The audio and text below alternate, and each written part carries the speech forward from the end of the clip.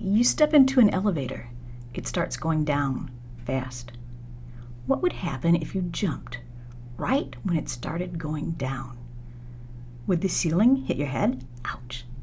Do you stay suspended in the air while the elevator plummets down? Let's examine the elevator problem one step at a time.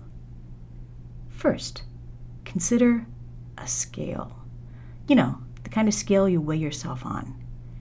When you step on a scale to weigh yourself, there are two forces involved. One, gravity pulls you down. Two, the scale pushes you up.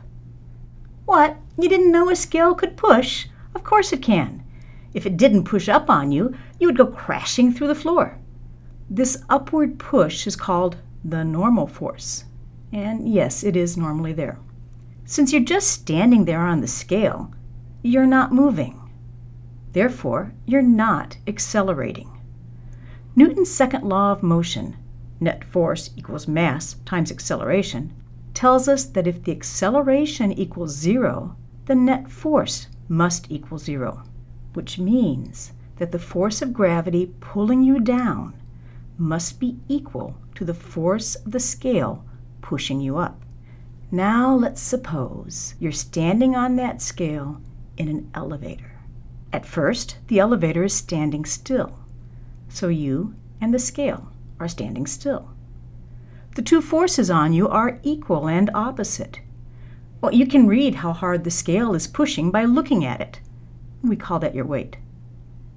Then the elevator starts falling down.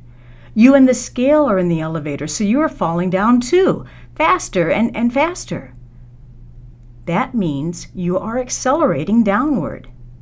Now there is a net force in the same direction as the acceleration, down. Since gravity hasn't changed, that must mean the scale isn't pushing up as hard. So the scale is reading a smaller number. The faster the elevator accelerates, the less the scale pushes up. But if you jumped, would you stop falling? Would the elevator hit your head? Well, what's pulling the elevator down? Gravity. Is gravity pulling on you? Of course. So your relative position in the elevator will stay the same. The ceiling will only hit you if you can jump up to the ceiling. Now consider what would happen if the elevator accelerated upward. And even more frightening, if someone snuck in and cut the cable holding the elevator, what would happen then? Think about it.